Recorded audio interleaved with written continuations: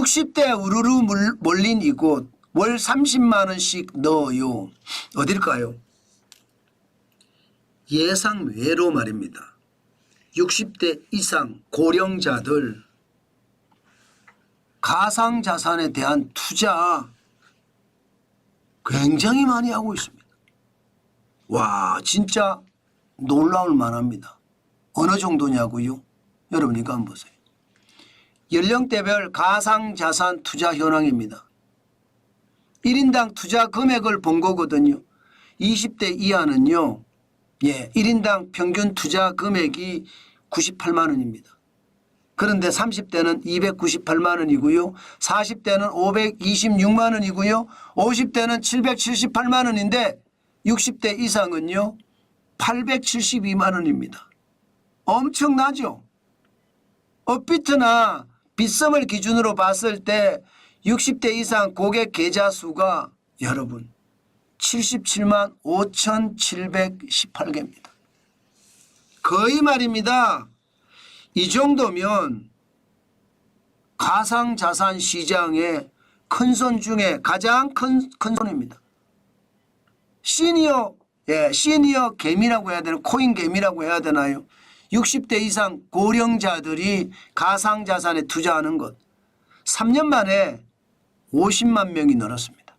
3년만 명. 77만 5,718개였잖아요. 그러니까 투자자가 50만 명이 더 늘은 거예요. 그만큼 말입니다. 가상자산에 관심이 많습니다. 우리는 일반적으로 할 때 가상자산 이러면 대부분이 말입니다. 이게 젊은 친구들 MZ세대들만 주로 하는 것 아니야 이렇게 이야기하는데 그렇지 않다는 거죠. MZ세대들만 하는 것이 아니라 실질적인 통계를 봤더니 60대 이상 고령자가 훨씬 많이 하더라. MZ세대들하고는 비교가 안 되더라. 그렇게 나왔고요.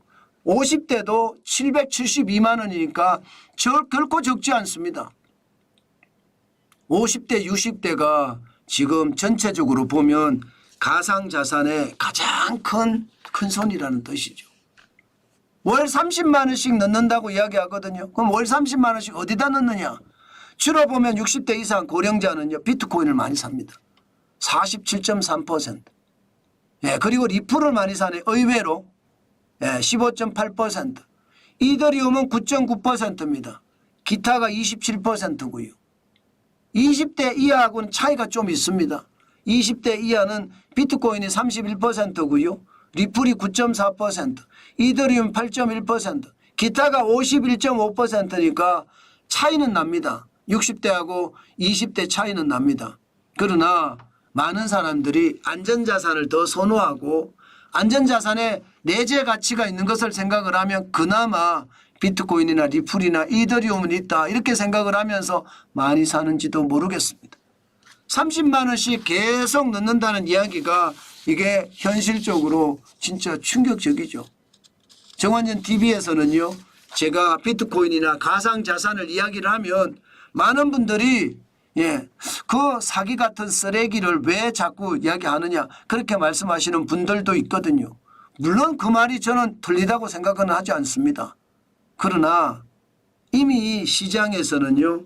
가상자산 비트코인이든 리플이든 이더리움이든 도지코인이든 전부 말입니다. 시장에서는 이미 인정하고 있거든요.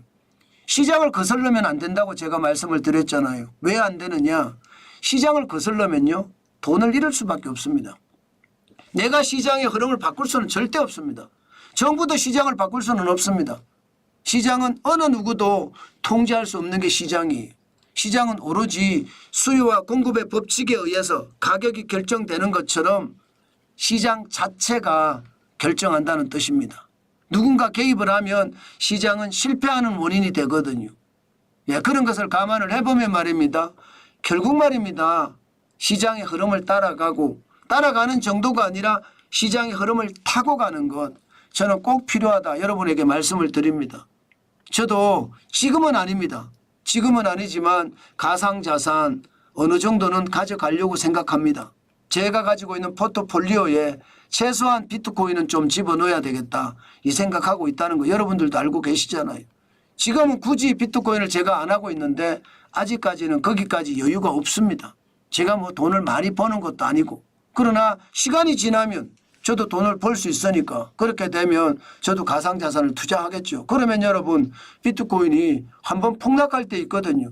지금은 11월 15일 기준으로 비트코인 하나의 가격이 91,046.50달러까지 올라가 있지만 지금 9만 달러대잖아요. 그죠? 언젠가는 2017년에 떨어졌듯이 그죠? 그리고 2021년에 폭락했듯이 분명히 그런 시간이 올 겁니다. 그런 시간이 왔을 때 저는 분명히 가상자산에 대한 것도 제 자산의 일부로 조금은 구입을 할 겁니다. 그만큼 말입니다. 가상자산을 아주 신중하게 보겠다는 것 옛날부터 제가 말씀을 드렸지만 지금도 또 말씀을 드립니다.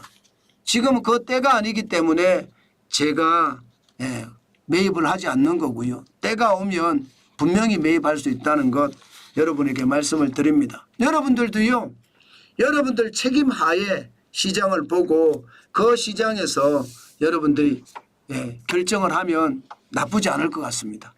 항상 가상자산은요. 반감기 이후 1년이 지나고 나서 폭락의 시기가 있었거든요. 2017년에도 있었고요. 지금 시장을 봤을 때 2021년에도 있었고요. 특히 2023년에는 최하까지 내려간 적도 있습니다. 저는 그런 시장 한 번씩 보시면서 시장의 경계감을 가지면서 관심을 많이 가져라. 그 말씀 진짜 많이 드립니다. 반드시 필요한 요소라고 저는 생각은 하거든요.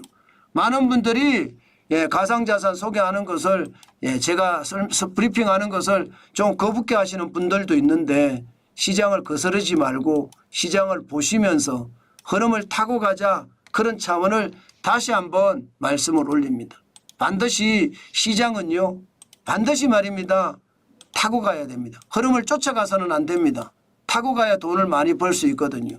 저는 이제 그 흐름을 타고 가는 그 시기를 점점 찾아낼 겁니다.